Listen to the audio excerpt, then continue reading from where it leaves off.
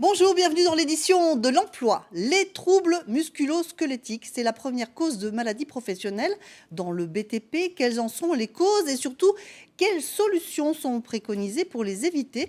C'est ce que nous allons voir avec Micheline Tribia, qui est chargée de mission à l'ARACT Lorraine, l'association régionale pour l'amélioration des conditions de travail. Bonjour. Bonjour. Merci beaucoup d'être avec nous. Alors, quelques chiffres tout d'abord en Lorraine sur ce que représente le BTP, avec une palette graphique à l'appui. Oui, alors c'est à peu près 15 572 salariés. Il faut compter à peu près 9 628 artisans chefs d'entreprise.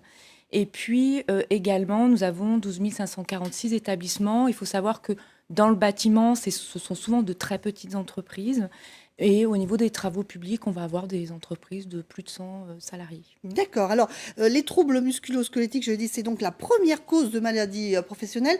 C'est un chiffre qui progresse sans cesse. Ça progresse sans cesse, ça ralentit, mais c'est toujours 92% des maladies professionnelles dans le secteur du bâtiment et des travaux publics. D'accord. Alors, quelles en sont les causes principales? Alors, il y a plusieurs origines aux troubles musculo-squelettiques. On s'aperçoit qu'il y a comme origine l'organisation même du travail, c'est-à-dire les situations de travail, comment elles sont organisées. On a aussi ce qu'on appelle les facteurs biomécaniques. Alors, pour être simple, c'est la répétition des gestes, le port de charge, par exemple.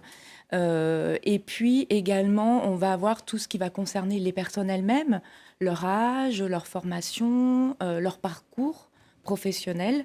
Et enfin, on a ce qu'on appelle les facteurs aggravants. Alors, dedans, on a le froid, parce que vous voyez bien, quand on a froid, on se contracte. Et puis également les situations de travail en extérieur dans ces métiers-là. Et on peut avoir comme facteur aggravant tout ce qu'on appelle les troubles, les risques psychosociaux, donc le stress, la tension dans le travail. D'accord. Justement, pour éviter tout cela, vous faites un véritable rôle un travail de prévention via les entreprises. Oui, alors les entreprises, comme celles que nous allons voir, nous sollicitent. Et on va à leur rencontre nous entretenir avec les personnes qui font le travail, parce qu'elles sont plus à même d'en parler. Donc là, ici, les compagnons. Mais également, on va observer le travail pour essayer de comprendre finalement comment se construisent les gestes au quotidien et comment les compagnons appréhendent eux-mêmes la préservation de leur santé. Eh bien, effectivement, on va voir un exemple. On va voir qu'à Metz, une véritable action de prévention et d'études a donc été menée afin de réduire l'apparition des risques de TMS avec 13 800 collaborateurs. Le groupe Eiffage Construction met un point d'honneur à observer les conditions de travail de ses collaborateurs. Avant la prise de service, ouvriers et chefs de service effectuent une séance d'échauffement, tandis que des formations gestes et postures sont proposées.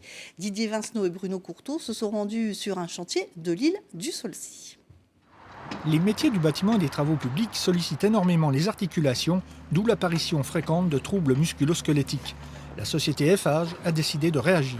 La démarche est partie du CHSCT en collaboration avec l'ANACT, l'ARACT sur la région, et le médecin du travail pour entamer une expérimentation sur nos chantiers avec des mesures simples qui permettaient d'une part limiter les déplacements des ouvriers et simplifier certains gestes répétitifs de manière à ce qu'ils soient le moins traumatisants possible pour les articulations. L'étude a permis de mettre au point un véritable protocole d'échauffement au sein même du chantier qui doit permettre une amélioration concernant les TMS. Les procédures vont beaucoup plus vite, à peu près 20 fois plus vite. Je ne sais pas si vous vous rendez compte du gain de temps. Et accessoirement, à long terme, et ce qui est pour un médecin le plus important, il y aura probablement 20 fois moins de troubles musculo-squelettiques pour ces gens-là. Sur les chantiers, les mouvements de prévention sont bien acceptés. Disons qu'au début, ils ont pris ça en rigolant parce qu'on s'échauffe tous ensemble, c'est un peu comme une salle de sport, mais simplement c'est sur le lieu de travail. Donc ça n'a aucun lien habituel. Là, disons que depuis une semaine, ça commence à rentrer dans la mœurs et donc créer un lien de cohésion tous ensemble. Côté salarié, le projet commence à remporter une certaine adhésion. Le matin, on fait des échauffements, on fait un quart d'heure de gymnastique. Et puis les gestes et postures, on apprend ça, on fait des stages de formation de 2 jours. Et puis on apprend comment il faut faire, et puis ça sert quoi. Le dialogue entre les dirigeants d'entreprise, les partenaires sociaux et la médecine du travail a permis d'optimiser la prévention des troubles musculo-squelettiques avec le double avantage de diminuer l'absentéisme et de procurer aux salariés une meilleure santé au travail.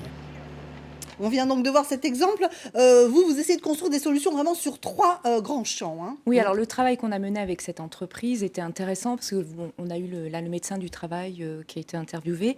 Il faisait partie du groupe qui a réfléchi sur les solutions qu'on pouvait apporter à cette entreprise. Donc dans ce groupe, il y avait aussi des compagnons, le directeur de l'entreprise, le CHSCT était présent.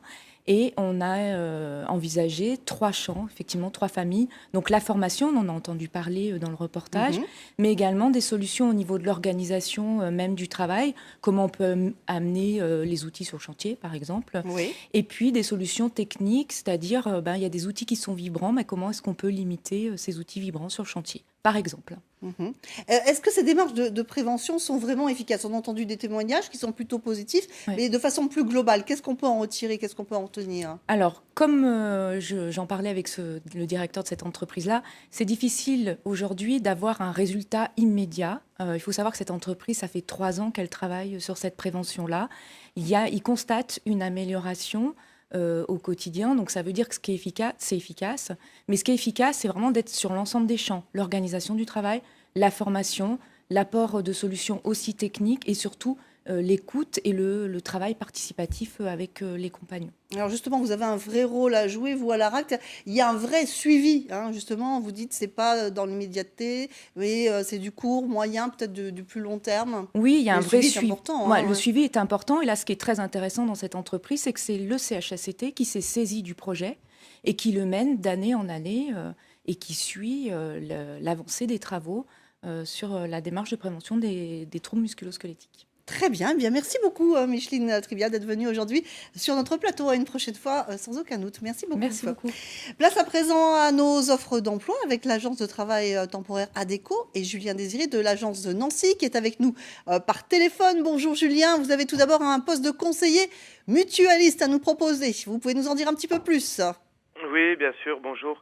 Donc c'est un poste de conseiller mutualiste à pourvoir sur les départements 54 et 88, avec donc pour principale mission la vente de solutions adaptées aux prospects et adhérents ainsi que les fidélisés. Donc c'est un poste à pourvoir en CDI dès que possible et on demande donc si possible une expérience déjà similaire au sein d'une entreprise mutuelle à pourvoir rapidement.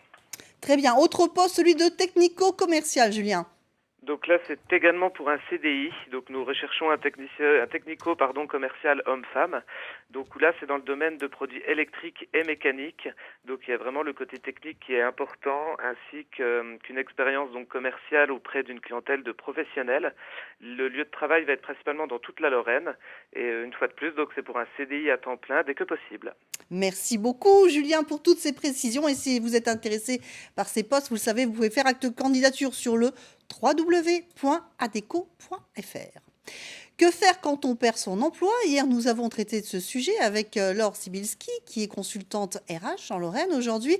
Autre volet qui s'inscrit dans la continuité, comment s'organiser pour trouver un emploi? Merci d'être à nouveau avec nous aujourd'hui. Alors, hier, effectivement, nous avons parlé du secteur de l'industrie qui recrute. Qu'en est-il dans le secteur du tertiaire cette fois-ci?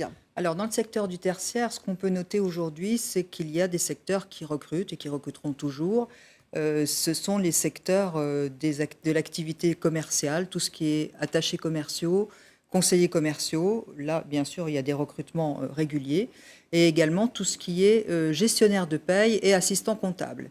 Alors, il y a des organismes qui fonctionnent très bien par rapport à ces 2 formations que je viens de citer.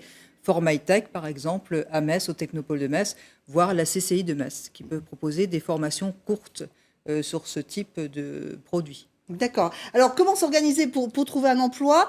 Il faut d'abord travailler ces outils de com, hein, c'est important. Alors, bien sûr, base. Pour commencer, il faut mettre à jour ces outils de communication. Alors, que sont les outils de communication? Les outils de communication, c'est le CV, la lettre de motivation. Alors, rendez votre CV percutant, parce qu'aujourd'hui, il y a beaucoup de CV qui sont reçus par les recruteurs. Pourquoi faut-il le rendre percutant? Parce qu'il faut qu'on le remarque et qu'il donne envie de vous recevoir. D'accord. Alors, pourquoi et comment, surtout Alors, percutant il faut le rendre percutant sur la forme. Il faut le rendre dynamique. Il ne faut pas hésiter à mettre de la couleur. Il ne faut pas hésiter à aller consulter les sites qui peuvent s'afficher à l'écran. On les voit. On les voit pour vous donner des modèles de CV parce qu'il faut vraiment le rendre dynamique. Alors sur la forme, sur le fond, présentez-le par compétence plutôt que par expérience professionnelle. Alors, votre CV doit comporter 4 rubriques. Votre état civil, vos compétences développées, c'est très important, parce que c'est votre savoir-faire, et puis également vos expériences professionnelles ainsi que votre formation de base. Et ensuite, bien sûr, mettre son CV en ligne, hein, ça semble évident. Mais alors, une fois qu'il est impeccable, votre CV, qu'il a été relu par plusieurs personnes qui vont vous donner leur avis, vous le mettez en ligne sur les sites généralistes qu'on emploie habituellement dans le cadre de sa recherche d'emploi, à savoir S-Job, Quel Job, Météo Job et Monster. Il y a un site aussi que tout le monde ne connaît pas, qui fonctionne très bien, qui s'appelle Indeed. D'accord. Alors, une fois qu'on a candidaté, est-ce qu'il faut relancer? Là aussi, quels conseils vous donnez-vous en tant que consultante? Alors, évidemment, il est de bon ton de relancer. C'est même important. Les gens n'osent pas souvent, la plupart du temps. Mais c'est vraiment prouver votre motivation que de relancer un employeur, tout simplement pour lui demander si le poste est pourvu ou s'il reste à pourvoir. Il faut se dire aussi que les employeurs aujourd'hui ne prennent plus guère le temps de répondre aux candidatures. Donc, c'est un bon moyen de s'assurer déjà que la candidature est bien arrivée et que si le poste est pourvu, eh bien, on passe à autre chose. D'accord. Alors, un autre point qui peut être important pour des personnes qui n'ont pas forcément de compétences dans la bureautique. Là aussi, elles peuvent être aidées. De quelle manière? Par quel biais exactement? Alors, pour toutes les personnes qui sont enregistrées à Pôle emploi, il y a des APP, des ateliers pédagogiques personnalisés qui existent et auxquels ils ont droit. Donc, il faut demander à Pôle emploi de s'inscrire à un APP pour pouvoir bénéficier de quelques heures de formation pour être un petit peu plus à l'aise en ce qui concerne l'informatique.